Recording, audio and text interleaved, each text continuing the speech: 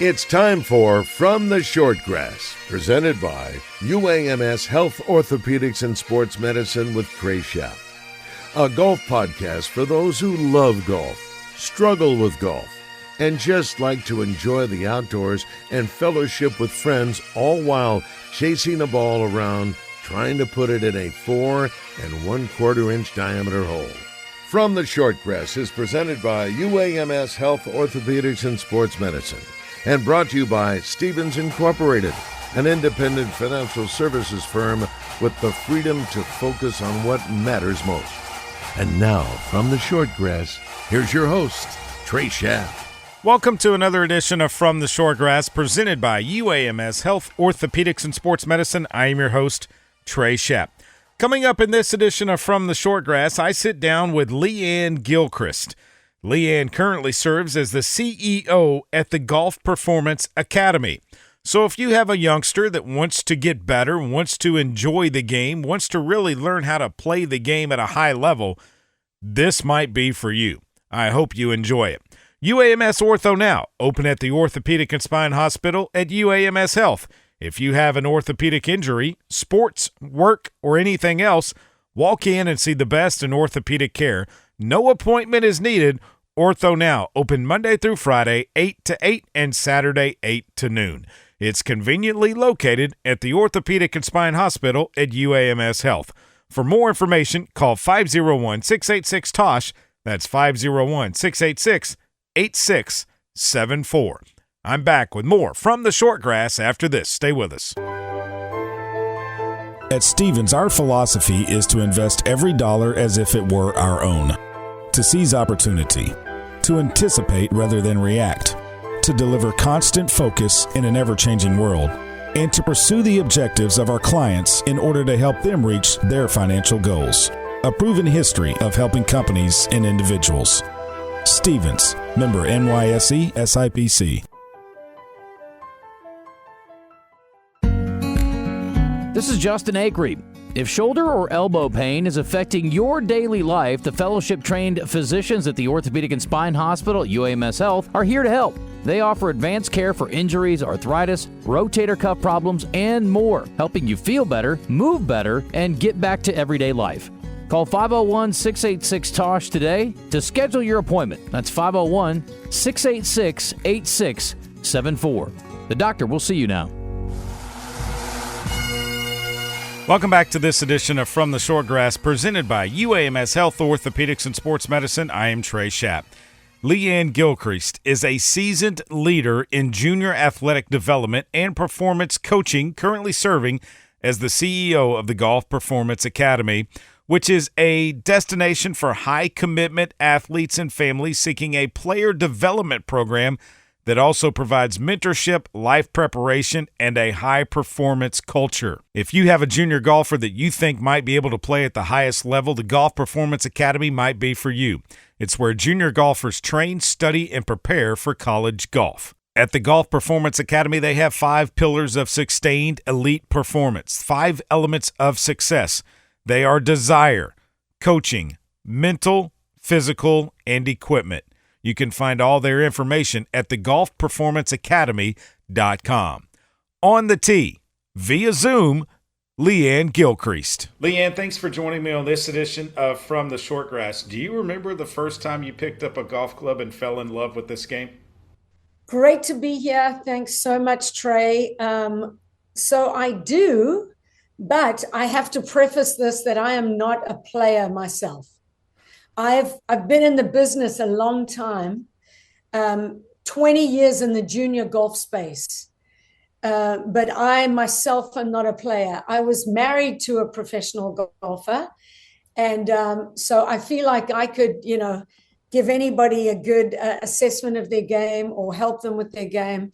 I've been in the game a long time, but I don't really call myself a great player. So from that standpoint, I would say I fell in love with the game vicariously through others. Yeah, so you must be a very good businesswoman because you are the CEO of the Golf Performance Center and Academy in Richfield, Connecticut. What happens there? Like I said, I have been involved in developmental junior golf for a long time. My ex-husband, Gary Gilchrist, he's pretty well known in the golf space. He started the IMG Academy in Bradenton, Florida. So that was a great training ground because tennis really had got a grasp on the model, periodization, the physical side of the game. And so we learned a lot from that and applied it to golf. And many great names that you would know came through that program.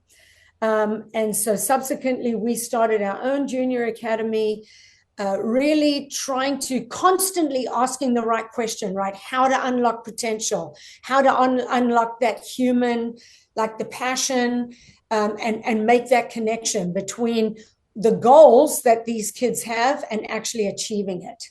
And you and I talked, earlier about there's so many players that just don't quite seem to persist with the game, right? So we ask that question every day. At the Golf Performance Academy, we are, to my knowledge, the only nonprofit junior golf academy in the States.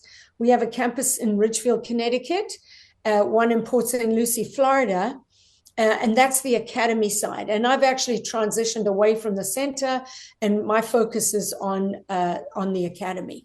At the Golf Performance Center, that is it's an adult center with a lot of junior programs. Kids come in from the learn to play age, through the developmental model, so to speak, right? And when they're good enough, and if they really want more, they can transition into the academy. It's like a golf boarding school. And typically student athletes will stay for 3 years and then go on to college or professional golf. When you look at the landscape of college golf teams, the makeup of college golf teams, it seems to me that there is a big foreign influence on both the men's and women's side. Do you see that as well? Absolutely. Absolutely. Why do you think that is, Leanne? I think this trend has been going on for a while now, a couple of decades. A lot of it has to do with the fact that the US is so big. It's only in recent years we've had a USGA national team. And how much impact can they really have? They're a fairly small team, and we're a huge country. A lot of these international kids have the benefit of a very robust and active federation, or their country is sponsoring their development, and they just have tons of resources at their disposal. So if you look at us in the US, we have these private organizations like the First Tee, et cetera, that really try to bring a lot of kids into the game. And there's a number of great organizations that do this. But I think where they sort of drop off is in the early teens. So we see a lot of interest in the younger years, and then sort of middle school age, that preteen, a lot of drop off in the game. So clearly we need to all come together and come up with answers and solutions to this challenge. If you're a parent out there that is listening to this, how would you introduce the game to your youngster? Let's say, and when do you need to do it? Do you need to do it 5 years old, 6 years old? Do you need to wait till they have a little more motor skills? When's a good age? So I think with sport, the important thing is the excitement and the love of the game. Your first question you asked me, when did you fall in love with this game? So I think, unfortunately, the landscape out there, the landscape of college golf, and we can talk a little more about that, it doesn't help because it creates all of this like high stakes squeeze to get recruited, right? So instead of young people trying it out, seeing if they love it, enjoying it, and it being a passion, too early, there's specialization, number one, and then there's all this pressure to play tournaments, to play well in tournaments. And we miss the boat in a really, really big way. So for parents, of course, there's ideal biological windows, right? If you are 5 to 6 years old, you're learning certain motor patterns and certain skills, catching, throwing, all that jazz, right? And all of those physical skills can be applied to all sports, right? Because the foundation is athleticism. And at the Golf Performance Academy, one of our mantras that we say all the time, right? Function dictates form. You start with the functionality of the body. The physiology and the physical function are so important, right? And then you build those physical skills, as you grow up. A parent might be out there with a 12-year-old that just started to enjoy golf. I'm not going to tell them they've missed the boat, because they haven't. Right? If that child is running around, throwing balls, playing, a softball or baseball, they doing those motor skills, they developing those skills that they will need for golf. So you don't, even for college golf, I've probably worked with hundreds of golfers that got placed into colleges, right? And that went to play college golf. And there's such a degree, it's just so broad what that pipeline looks like and that path looks like. So parents listening to this, nurture that love and that motivation, because hunger and passion is the absolute foundation for any success in sport or in anything, actually. Well, and you talk about collegiate golf. If you're a female and you can basically shoot 85 and below, if you can break 85 on a consistent basis, I've always said, Leanne, you can almost go anywhere in the country that you want to go to, because those players that can do that are so few and far between.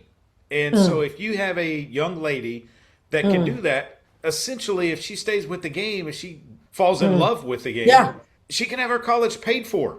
I completely agree with you, Trey. And people get stuck on D1, and there's just so many programs out there beyond D1, even beyond, NCAA Division 1, 2, and 3. There's a lot of options for college golf. You are 100% right. Girls do have an advantage. And as you know, a lot of good friends of mine have been on your podcast. So I went back to look at some of your guests, right?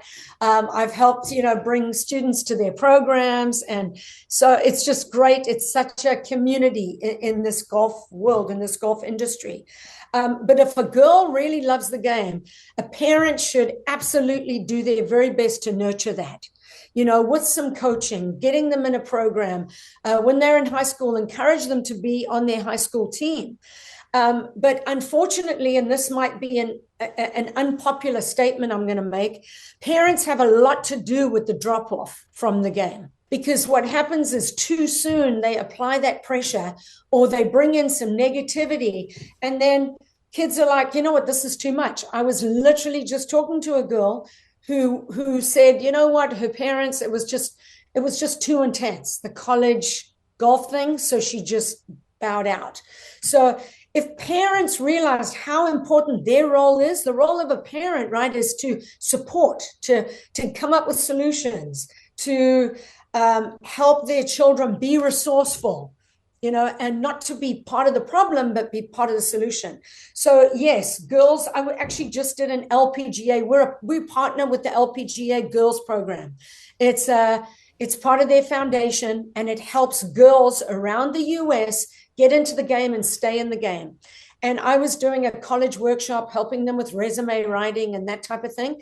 And it was really surprising how little knowledge they had, how little experience they had in the process.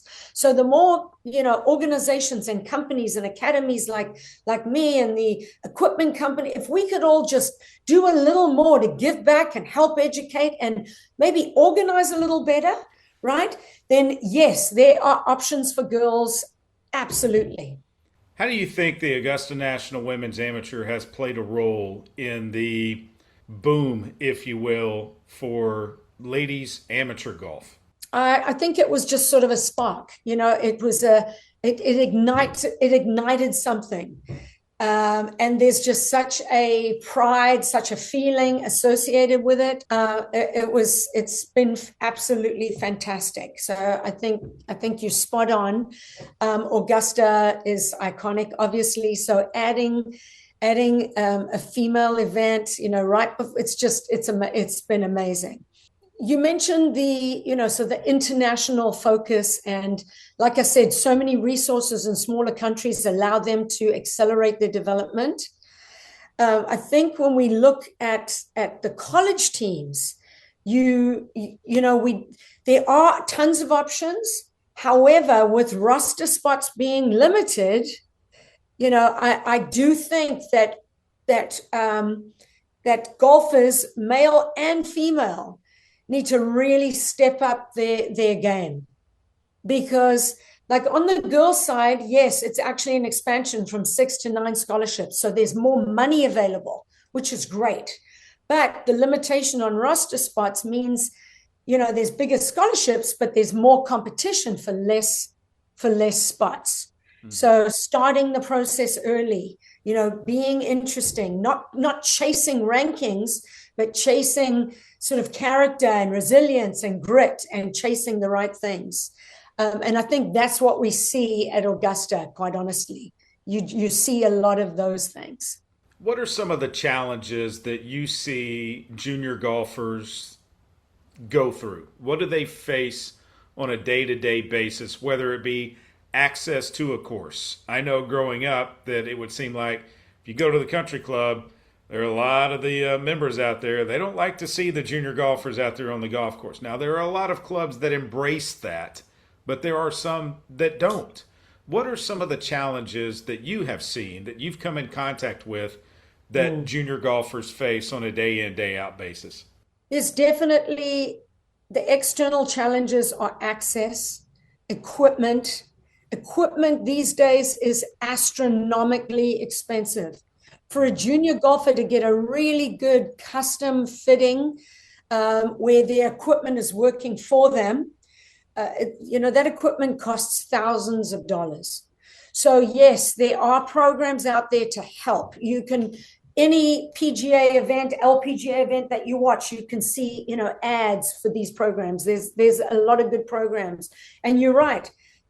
After 3 p.m., juniors can get on at a discounted rate. However, there still are barriers to entry. There are a lot of them, especially in lower, socioeconomic sectors, in the inner cities, in more diverse communities. It's still a challenge. So that's where we all have to step up and do a better job. So that's more the external.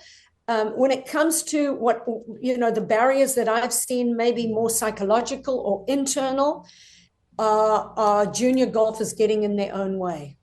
Mm-hmm. And I mean, we see it every day when we watch tournaments, even at the highest levels, right?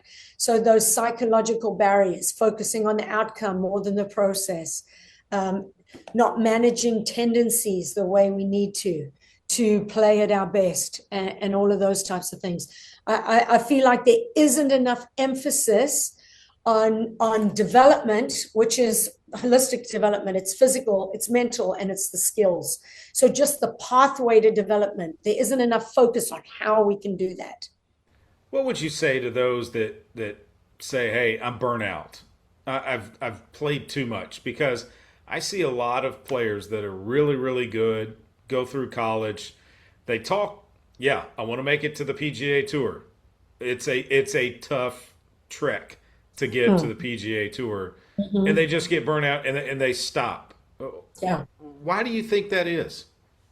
So I think burnout is a very interesting subject. There's a lot of research around it. I think that the word itself has a lot of emotional sort of attachment. We think of times maybe where we felt burnt out. But I think if you strip all that away, burnout is really tied to disappointment and expectations that have just been dashed, and we all sort of have a blueprint in our mind of how our lives should go, right?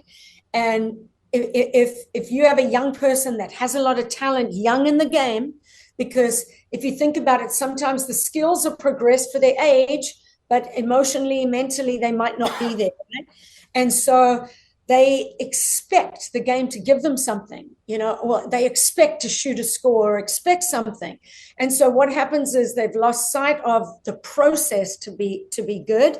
And then they judgmental and critical. And it's kind of like the story of the goose and the golden eggs type of thing, right? Mm-hmm. They start to focus on the eggs. And then, so burnout really is just disappointment. It's the pain of disappointment. And when we feel that disappointed, we just want to avoid that thing that's created that pain. And so we call it burnout, but really, if you love something, I mean, you go find me a highly successful athlete, musician, if you find me those people and they're at the top of their game, do they ever tell us they burnt out? No. Not really. Unlikely. Really. Yeah. Yeah. Well, I was going to say, what are some things, because, I know it's an expensive sport to try and play. You know it. You've said it. We've talked about it.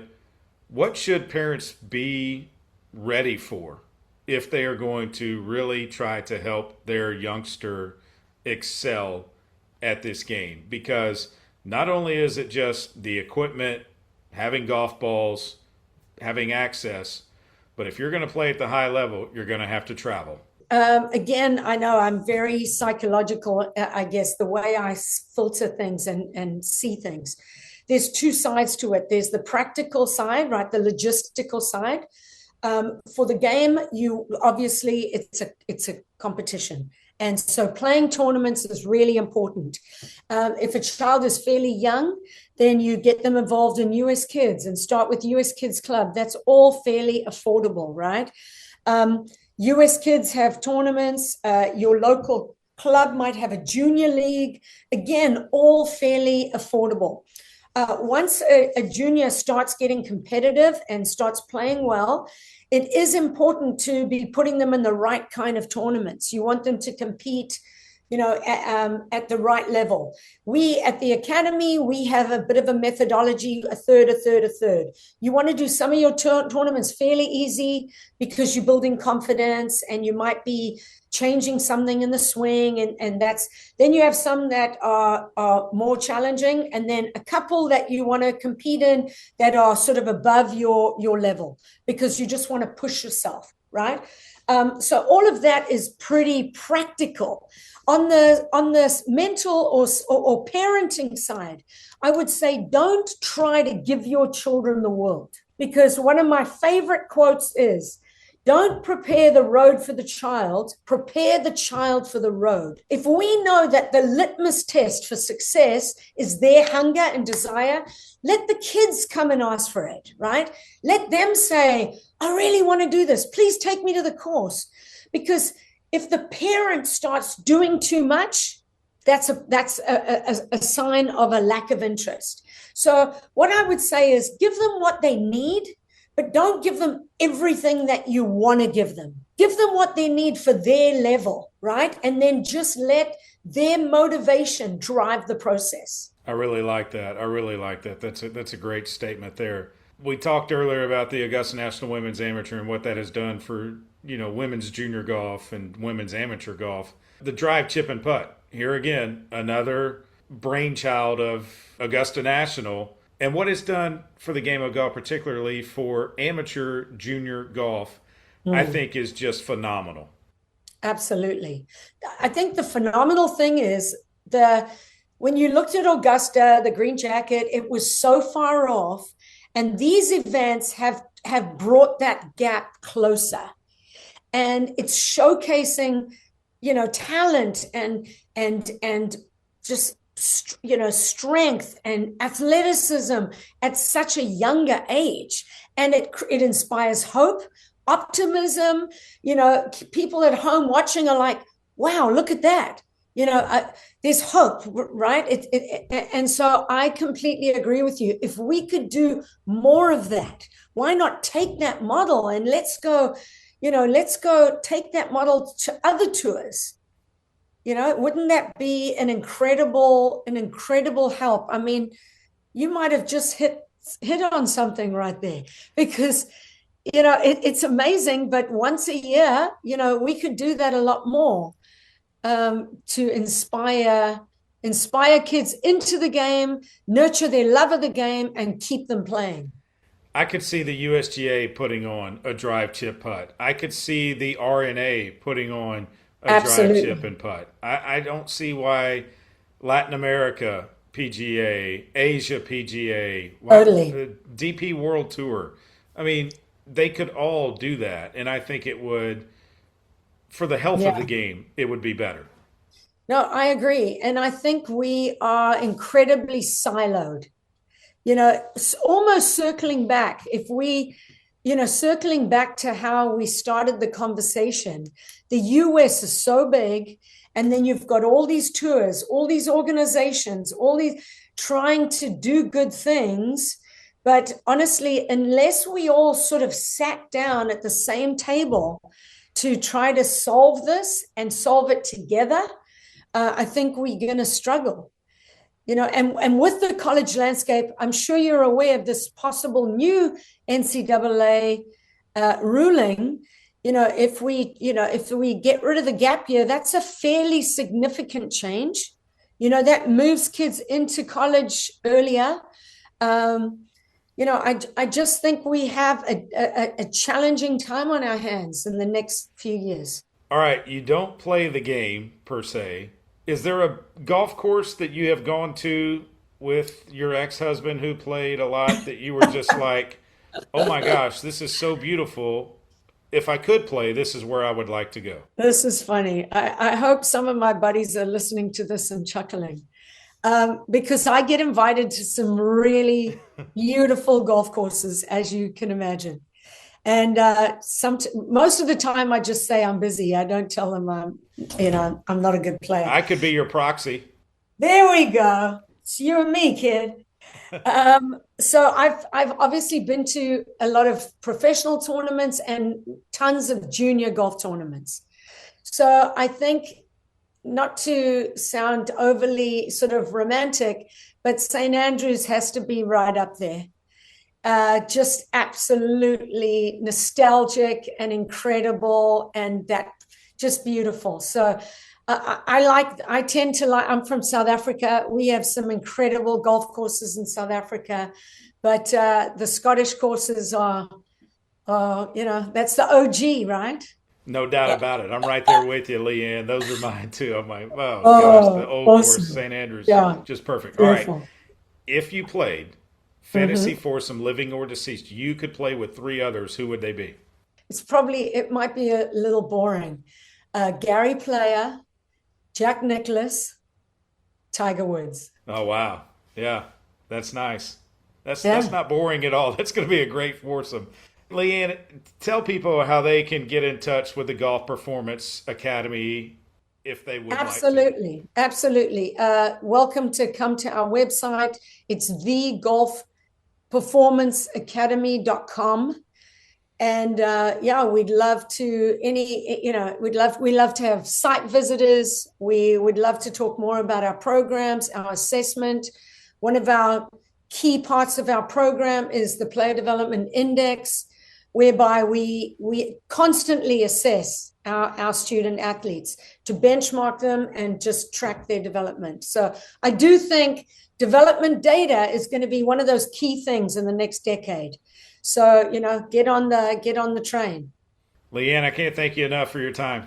Thank you so much. It's been such a pleasure. This is Justin Acree. If shoulder or elbow pain is affecting your daily life, the fellowship-trained physicians at the Orthopedic and Spine Hospital, UAMS Health, are here to help. They offer advanced care for injuries, arthritis, rotator cuff problems, and more, helping you feel better, move better, and get back to everyday life. Call 501-686-TOSH today to schedule your appointment. That's 501-686-8674. The doctor will see you now.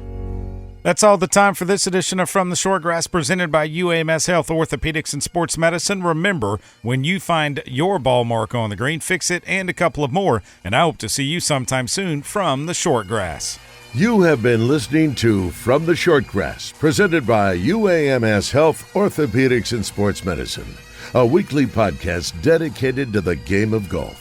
This has been a presentation of the Buzz Radio Network in association with Majestic Cubby Productions.